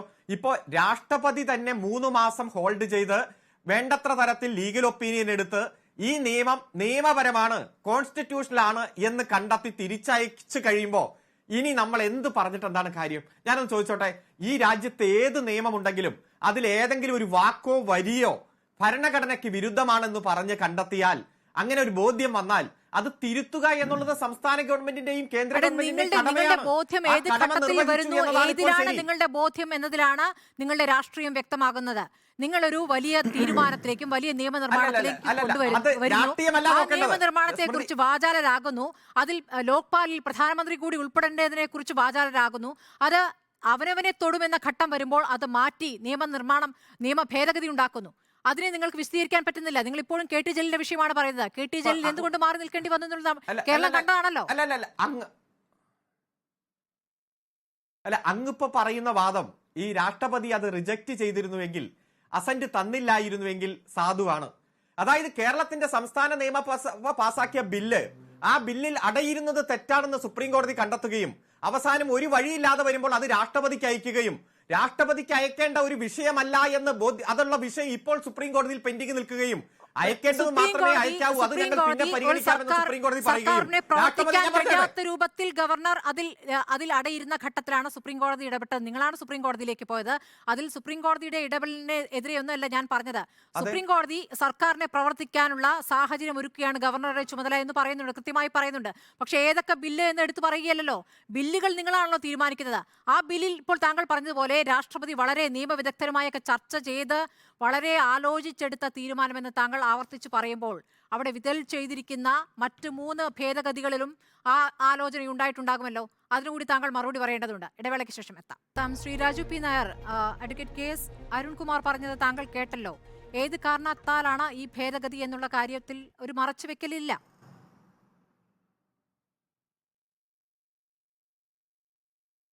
മനസ്സിലായില്ല, മറച്ചുവെക്കലില്ല എന്ന് പറഞ്ഞാൽ? അല്ല, ഈ ലോകായുക്ത നിയമ ഭേദഗതി എന്തുകൊണ്ട് വന്നു എന്നുള്ള കാര്യം, KT ജലീലിന്റെ കേസ് അതൊരു പാഠമായിരുന്നു എന്നാണ് പറയുന്നത്. അതെ അതെ അതെ. അപ്പോ ഇന്നത്തെ പിണറായി വിജയന്റെയും മകളുടെയും അഴിമതി വെളുപ്പിക്കുന്നതിന് വേണ്ടി ഈ സ്വന്തം നേതാവായ EK നായനാരുടെ മാത്രമല്ല, ഈ പിണറായിസ്റ്റുകൾ CPM-ന്റെ നിലപാടിനെ പോലും തള്ളിപ്പറയും അല്ലേ? ഇവിടെ അരുൺകുമാർ ഇതിനെ നോർമലൈസ് ചെയ്യാൻ, അല്ലെങ്കിൽ ഇതിനെ അങ്ങോട്ട് സാമാന്യവൽക്കരിച്ച് ഇത് ചെയ്യാൻ വേണ്ടി പറയുന്നത് എന്താ? കേന്ദ്രത്തിന്റെ ലോക്പാൽ നിയമത്തിനോട് ചേരുന്ന രീതിയിൽ ഇവിടെ മാറ്റം വരുത്തുന്ന എന്താ ലോക്പാൽ നിയമത്തിനോടുള്ള CPM-ന്റെ നിലപാട്? എന്തായിരുന്നു ലോക്പാൽ നിയമത്തിനോടുള്ള CPM നിലപാട്? പരിപൂർണമായിട്ട് അംഗീകരിക്കുന്നതായിരുന്നോ? അപ്പോ CPM-ന്റെ ഔദ്യോഗികമായിട്ടുള്ള പോളിറ്റ് ബ്യൂറോയുടെ നിലപാടിനെ പോലും തള്ളിപ്പറഞ്ഞുകൊണ്ട് ഈ അച്ഛനെയും മകളെയും സംരക്ഷിക്കാൻ വേണ്ടി ഇവരെന്തും ചെയ്യും. അതല്ലേ ഈ കാണുന്നത്. ഇനി കേരളത്തിൽ മാത്രമാണ് നിയമം, ഞാൻ വാദത്തിന് വേണ്ടി അംഗീകരിക്കാം. അരുണേ, അതല്ലേ കേരള മോഡൽ അല്ലേ? അപ്പൊ നിങ്ങൾക്ക് അഴിമതിയുടെ കാര്യത്തിൽ കേരള മോഡൽ വേണ്ട. ഒരു ക്വാസി ജുഡീഷ്യൽ അതോറിറ്റി ഈ നാട്ടിൽ അഴിമതി നടത്തുന്ന ഒരു സാധാരണക്കാരന് അപ്രോച്ച് ചെയ്യാൻ പറ്റുന്ന ഒരു ഏജൻസി, അവിടെ ചെന്ന് വസ്തുതകൾ നിരത്തി ആ ക്വാസി ജുഡീഷ്യൽ അതോറിറ്റി ഒരു തീരുമാനത്തിൽ എത്തിക്കഴിഞ്ഞാൽ തങ്ങളുടെ അധികാരം നഷ്ടപ്പെടും എന്ന് വന്നു കഴിഞ്ഞാൽ ഇവിടെ കേരള മോഡൽ വേണ്ടല്ലേ? അപ്പൊ 27 സംസ്ഥാനങ്ങളിൽ ഒന്നായിട്ട് ഞങ്ങൾക്കും കൂടി മാറാം. ഉളുപ്പുണ്ടോ അരുൺകുമാറെ ഇങ്ങനെ വന്നിരുന്ന ഒരു ചാനൽ വന്ന് പറയാനായിട്ട്? നിങ്ങളുടെ അഴിമതി സംരക്ഷിക്കുക എന്നുള്ളതിനപ്പുറം എന്താണ് ഇതിനകത്തുള്ളത്? ഇവിടെ ഭരണഘടനാ വിരുദ്ധമായി പ്രവർത്തിക്കണമെന്നാണ് പറയുന്നത്. ഒരു എളുപ്പമില്ല. ഇന്ത്യയുടെ ഭരണഘടന ഉയർത്തിപ്പിടിക്കുന്ന കാര്യത്തിലെ അന്തസ്സോടെ പറയും, ഒരു മടിയില്ല, ഭരണഘടന ഉയർത്തിപ്പിടിക്കും. ഭരണഘടനാ വിരുദ്ധമായി പ്രവർത്തിക്കുന്നതാണോ താങ്കൾ പറയുന്നത്? ഒരു എളുപ്പമില്ല, അന്തസ്സോടെ പറയും, ഫെഡറലിസം ഉയർത്തിപ്പിടിക്കും, ഭരണഘടന ഉയർത്തിപ്പിടിക്കും. അരുൺകുമാറെ, പിണറായിയെ സംരക്ഷിക്കുന്നതൊക്കെയുള്ള അത്ര ഇത്തിരി ആവേശം നമുക്ക് ചർച്ചയിൽ കുറക്കാം. ഞാൻ എന്തായാലും അങ്ങ് സംസാരിച്ചില്ലല്ലോ. അപ്പൊ പിണറായിയെ ന്യായീകരിക്കാൻ അമിതാവേശം കാണിക്കല്ലേ? ഞാനൊന്ന് പറഞ്ഞു കഴിഞ്ഞോട്ടെ. കുഴപ്പം അങ്ങനെ കാണുന്നുണ്ടാവും. മകളെ കുറിച്ച് പറയുമ്പോൾ അപ്പൊ തന്നെ ഇടപെട്ടില്ലെങ്കിൽ അങ്ങേക്ക് ഇനി വരെ നടപടിയും വരുമെന്ന് എനിക്കറിയില്ല. പക്ഷെ എനിക്ക് പറയാനുള്ള കാര്യങ്ങളൊന്നും കേൾക്കാനുള്ള സന്മനസ് കാണിക്കും. പിണറായി വിജയനെ തൊട്ട് കഴിഞ്ഞാൽ അപ്പോ മാത്രമേ, ഞാനിപ്പോ ഇവിടെയാണല്ലോ ഇരിക്കുന്നത്, അപ്പൊ ഈ സ്ഥലത്തല്ലേ പറയാൻ പറ്റുള്ളൂ. അങ്ങനെയാണെങ്കിൽ ഞാൻ വേറെ ഏതെങ്കിലും ചാനൽ പോയിട്ട് തിരിച്ചു വരാനുള്ള സമയം സ്മൃതി അനുവദിക്കുമെന്ന് നോക്ക്. ആരുടെ വെറുതെ അപഹാസ്യനാവല്ലേ? അപ്പൊ അച്ഛനെയും മകളെയും തൊട്ട് കഴിഞ്ഞാൽ, അച്ഛന്റെ കേസുകളിലേക്ക് എത്തിക്കഴിഞ്ഞാൽ, PV എന്ന് പറയുന്ന ഈ രാജ്യത്തെ അഴിമതിയുടെ മൂർത്തിയായിരിക്കുന്ന ആളെ തൊട്ട് കഴിഞ്ഞാൽ അപ്പൊ തന്നെ ഇവർക്ക് ഭരണഘടനയെ കുറിച്ച് ഓർമ്മ വരും, ഭരണഘടനാ വിരുദ്ധതയെ കുറിച്ച് ഓർമ്മ വരും. ഇതെല്ലാം രാജ്യത്തെ ഈ സംസ്ഥാനത്ത് അഴിമതിയിൽ മുങ്ങിക്കുളിച്ചിരിക്കുന്ന നേതാവിനെ സംരക്ഷിക്കാൻ വേണ്ടിയുള്ള തത്രപ്പാടല്ലേ? അല്ലെ? ആ തത്രപ്പാടിനപ്പുറം എന്താ ഉള്ളത്? ഇവിടെ നോക്കൂ, ഇത് വലിയ വിജയമായിട്ട് കൊട്ടിഘോഷിക്കുകയാണ്. എന്താ? ഗവർണർ ബില്ല് തടഞ്ഞു വിട്ടതിനെ സംബന്ധിച്ചാണ് സുപ്രീം കോടതിയിൽ കേസ് നിന്നത്. ഗവർണർ അനധികൃതമായി അല്ലെങ്കിൽ ഒരു സമയത്തിനപ്പുറം അത് തടഞ്ഞു വെക്കുന്നത് ശരിയല്ല എന്നുള്ളതാണ് പറഞ്ഞിട്ടുള്ളത്. ഈ പറയുന്ന ലോകായുക്ത അമെന്റ്മെന്റ് കേസിനെ സംബന്ധിച്ച് അത് ഭരണഘടനയായി ടെനബിൾ ആണോ എന്നുള്ള എന്തെങ്കിലും വാദം നടന്നിട്ടുണ്ടോ? എന്തെങ്കിലും കാര്യം നടന്നിട്ടുണ്ടോ? ഇതാ ഞാൻ പറഞ്ഞത്. കച്ചിത്തുരുമ്പിൽ പിടിച്ചു പോലും പിണറായിക്ക് സ്തുതി പാടാൻ നടക്കുന്ന രാഷ്ട്രീയം മറന്നവരായി CPM-ന്റെ നേതാക്കന്മാർ മാറുകയാണ്. അവിടെ ഈ നിയമത്തെ സംബന്ധിച്ച് ഒരു രീതിയിലുള്ള പരിശോധന നടന്നിട്ടില്ല. രാഷ്ട്രപതി ഒപ്പിട്ട ആ ഇതിന്റെ ഭരണഘടനയെ സംബന്ധിച്ച് ചോദ്യം ചെയ്യാനുള്ള സാധ്യതകളുണ്ടെന്ന് നമുക്കറിയാം. ഈ ചർച്ചയിൽ ബഹുമാനപ്പെട്ട മുഖ്യമന്ത്രിക്കെതിരെ അഴിമതിക്കുറ്റം ലോകായുക്തയിൽ തെളിഞ്ഞു കഴിഞ്ഞാൽ അതിൽ തീരുമാനമെടുക്കേണ്ടത് മുഖ്യമന്ത്രി തന്നെ ആകുന്നത് എങ്ങനെയാണ് അംഗീകരിക്കാനാവുക? നിൽക്കണോ പോണോ എന്ന് തീരുമാനിക്കേണ്ടത് മുഖ്യമന്ത്രിയും മന്ത്രിമാരും അതാണ് ആകുന്നു എന്ന പറയുന്നത്. സാഹചര്യം അതാണ് എങ്ങനെയാണ് പറയുന്നത്. അംഗീകരിക്കാനാവുക? അതൊന്ന് ജനത്തോട് വിശദീകരിക്കാമോ? സ്മൃതി ഇതല്ലേ ലോക്പാൽ ബില്ലിനെ സംബന്ധിച്ച് ഇവരുടെ പ്രശ്നം? ലോക്പാൽ ബില്ലിനെ സംബന്ധിച്ച് ഇവർ ഉന്നയിച്ചിരിക്കുന്ന അതെ ആരോപണം അതെ അതെ പറയട്ടെ 28 അരുൺ വിശദീകരിക്കൂ. ഞാൻ പറയട്ടെ ഇന്ത്യയിലെ മുഴുവൻ സ്റ്റേറ്റിലും MLA-മാർക്കെതിരെ പരാതി വന്നു കഴിഞ്ഞാൽ അതിൽ സ്പീക്കർ നടപടിയെടുക്കും. മന്ത്രിമാർക്കെതിരെ പരാതി വന്ന് അത് ഫൈൻഡിങ് വന്നാൽ മുഖ്യമന്ത്രി നടപടിയെടുക്കും. മുഖ്യമന്ത്രിക്കെതിരെ വന്നാൽ നിയമസഭ എടുക്കും. ഈ രാജ്യത്ത് പ്രധാനമന്ത്രിക്കെതിരെ വന്നാൽ ലോകസഭ എടുക്കും. അതാണ് ലോക്പാലാണ് ഇതിന്റെ ബേസിക് സ്ട്രക്ചർ. ആ ബേസിക് സ്ട്രക്ചറിന്റെ പിന്തുടർച്ചയായിട്ടാണ് സംസ്ഥാനങ്ങൾ നിയമം ഉണ്ടാക്കുന്നത്. ഇത് ശരിയെന്ന് പറഞ്ഞു. ലോകായുക്ത നിയമം ഉണ്ടാക്കിയത് അഡ്വക്കേറ്റ് കെ എസ് അരുൺകുമാർ എന്തിനാണ് ലോകായുക്ത നിയമം ഉണ്ടാക്കിയത്? അത് ലോക്പാൽ നിയമത്തിന്റെ ഭാഗമായി ഇന്ത്യയുടെ പാർലമെന്റ് നിയമം പാസാക്കി, എല്ലാ സംസ്ഥാന നിയമസഭകളിലും പാസാക്കി. നിങ്ങൾക്ക് എന്തിനാ എത്ര പ്രിജുഡീസ്? ഒരാരോപണം വന്നു, തെളിയിക്കപ്പെട്ടു, അത് ഇന്ന രീതിയിലെ തീരുമാനിക്കൂ എന്ന് നിങ്ങൾ ഈ ഫൈൻഡിങ്ങിലേക്ക് വരുന്ന എന്തുകൊണ്ടാ? നിയമവിരുദ്ധമായിട്ടുള്ള ഫൈൻഡിംഗ് ആണെങ്കിൽ ചിലപ്പോൾ മറിച്ച് തീരുമാനമായിരിക്കും. അത് നിയമപരമായി പോട്ടെ, സുപ്രീം കോടതി വേണമെങ്കിൽ ഇത് പരിശോധിച്ചോട്ടെ. രാഷ്ട്രപതിയുടെ തീരുമാനം ശരിയാണോ തെറ്റാണോ എന്ന് സുപ്രീം കോടതി പരിശോധിച്ചോട്ടെ. ഞങ്ങളല്ലേ പല കാര്യങ്ങളും സുപ്രീം കോടതിയിലേക്ക് പോയത്. ഈ പ്രസക്തമാകുന്നത് ലോകായുക്തയ്ക്ക് മുകളിൽ തീരുമാനമെടുക്കാൻ യഥാർത്ഥത്തിൽ ഹൈക്കോടതിക്കാണ് അധികാരം നൽകേണ്ടത്. അവിടെ എങ്ങനെയാണ് മുഖ്യമന്ത്രിയും നിയമസഭയും തീരുമാനമെടുക്കുക? ആർക്കെതിരെയാണോ ആരോപണം അവർ തന്നെ തീരുമാനമെടുക്കുന്നെങ്കിൽ പിന്നെ എന്തിനാണ് അന്വേഷണം? ഇനിയിപ്പോ ലോകായുക്തയുടെ പ്രസക്തി തന്നെ കഴിഞ്ഞില്ലേ? അല്ല, ഞാൻ ചോദിക്കട്ടെ, അല്ല ഹൈക്കോടതിക്കാണോ സുപ്രീം കോടതിക്കാണോ അധികാരം കൊടുക്കേണ്ടെന്ന് തീരുമാനിക്കാനും നിർദ്ദേശിക്കാനും സ്മൃതിക്കേണ്ട അധികാരം? ഇവിടെ ലോക്പാൽ നിയമമാണ് ബേസ്. Indian ഭരണഘടനയാണ് base. ഭരണഘടനയ്ക്ക് വിരുദ്ധമായി ഒരു നിയമനിർമ്മാണവും നടത്താൻ കഴിയില്ല. ഭരണഘടനയ്ക്ക് വിരുദ്ധമായി ഒരു വരി ഏതെങ്കിലും നിയമത്തിൽ ഉൾപ്പെട്ടാൽ ആ നിയമം നിലനിൽക്കുമോ? അതുകൊണ്ട്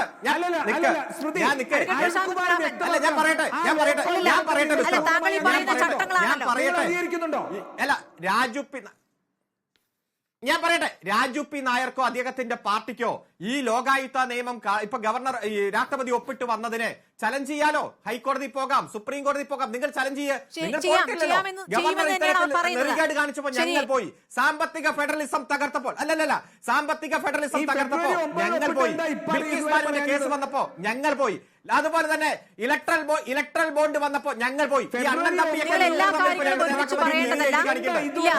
കാര്യങ്ങളൊക്കെ ശ്ലാഘിക്കാവുന്ന കാര്യങ്ങളാണ്. പക്ഷെ ഇതങ്ങനെയല്ല. ആ കാര്യത്തിലൊക്കെ നിങ്ങൾ ചെയ്ത കാര്യം ശ്ലാഘിക്കാവുന്ന കാര്യങ്ങളാണ്. നിങ്ങൾ മാത്രം എടുത്തൊരു നിലപാടുമാണ്, അത് സമ്മതിക്കുന്നു.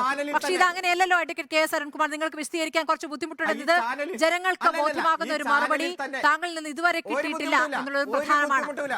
ഒരു ബുദ്ധിമുട്ടല്ല. ശരി, ഞാൻ സമയക്കുറവുണ്ട്. അഡ്വക്കേറ്റ് പ്രശാന്ത് പത്മനാഭൻ, ഇപ്പോൾ വിധൽ ചെയ്തിരിക്കുന്ന 3 ഭേദഗതികൾ അതിന്റെ ഭാവി എങ്ങനെയായിരിക്കുമെന്നാണ് നിയമപരമായി താങ്കൾക്ക് വിശദീകരിക്കാനാവുക? വിധൽ ചെയ്യുക എന്ന് വെച്ചാൽ തടഞ്ഞു വെച്ചിരിക്കുന്നു. ഇനി അങ്ങോട്ട് ആ ഭേദഗതി ഇല്ല എന്നാണോ മനസ്സിലാക്കേണ്ടത്? അതല്ല, ഇനിയും അതിന് സാധ്യതകളുണ്ടോ? ഇനിയും സാധ്യതകളുണ്ടെന്നാണ് സംസ്ഥാന സർക്കാർ പറയുന്നത്.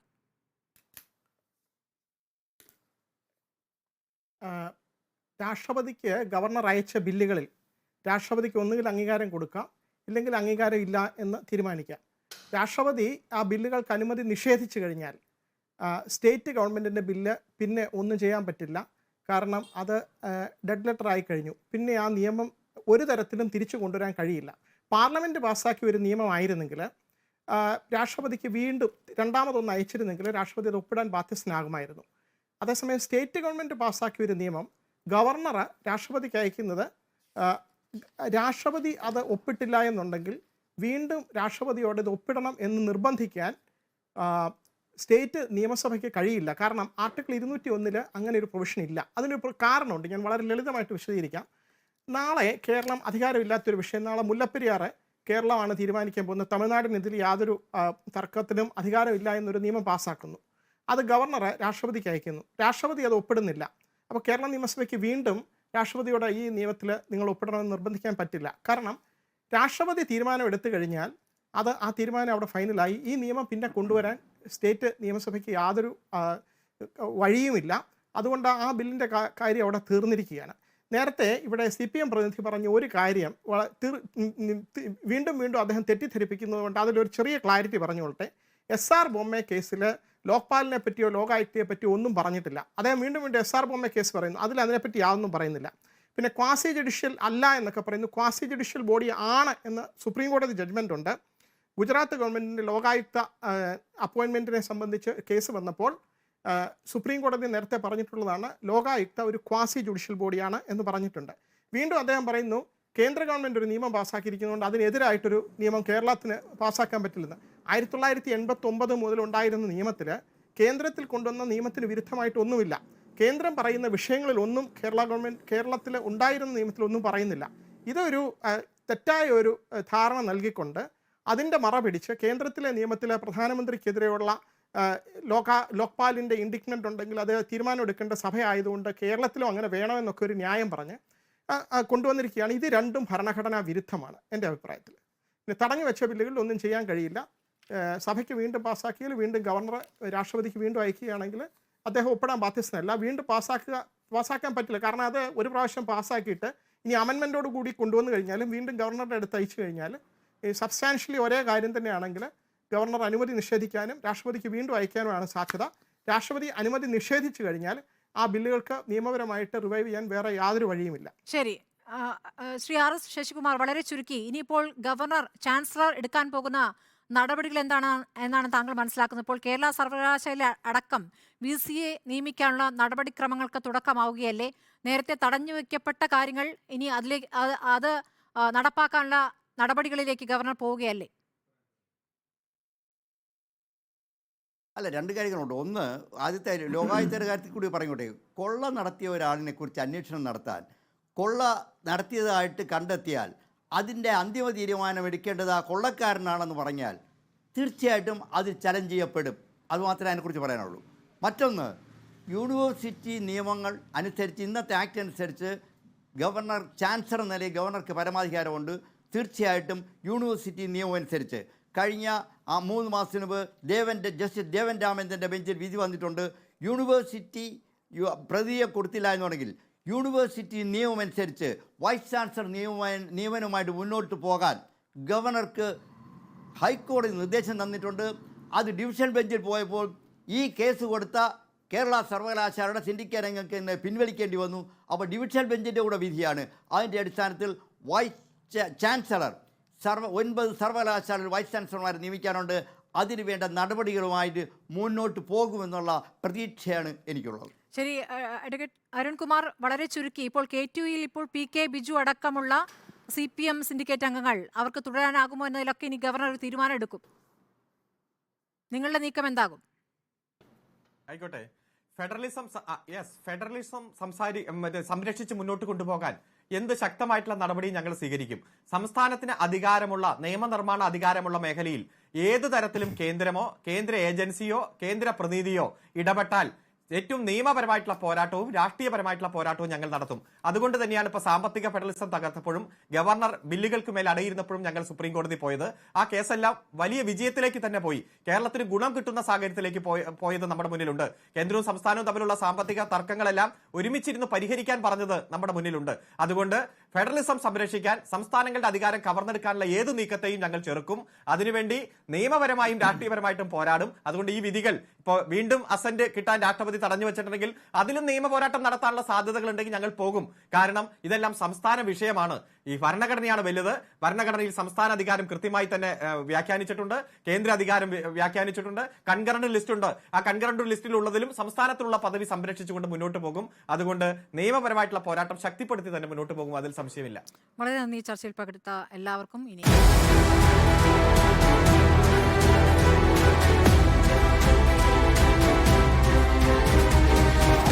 ഡിബേറ്റ് വിത്ത് സ്മൃതി പരുത്തിക്കാട്.